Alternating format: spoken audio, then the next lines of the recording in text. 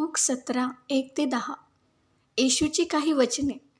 मग त्याने शिष्यांना म्हटले, अडखळणे येऊ नयेत हे अशक्य आहे, परंतु ज्याच्यामुळे ती येतात त्याची केवढी दुर्दशा होणार.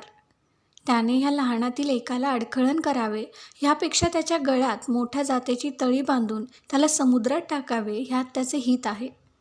तुम्ही स्वतः सांभाळा. तुझ्या भावाने तुझा अपराध केला तर त्याचा दोष त्याला दाखव, आणि त्याने पश्चाताप केला तर त्याला क्षमा कर.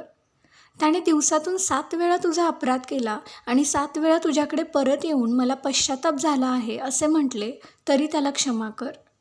मग प्रेषित प्रभूला म्हणाले, आमचा विश्वास वाढवा. प्रभू म्हणाला, तुम्हामध्ये मोहरीच्या दाण्या एवढा विश्वास असेल तर ह्या तुतीला तू मुळासकट उपटून समुद्रात लावली जा असे तुम्ही सांगताच ती तुमचे ऐकेल. तुम्हापैकी असा कोण आहे की त्याचा नांगरणारा किंवा मेंढरे राखणारा दास शेतातून आल्यावर तो त्याला म्हणेल, आत्ताच येऊन जेवावयाला बैस.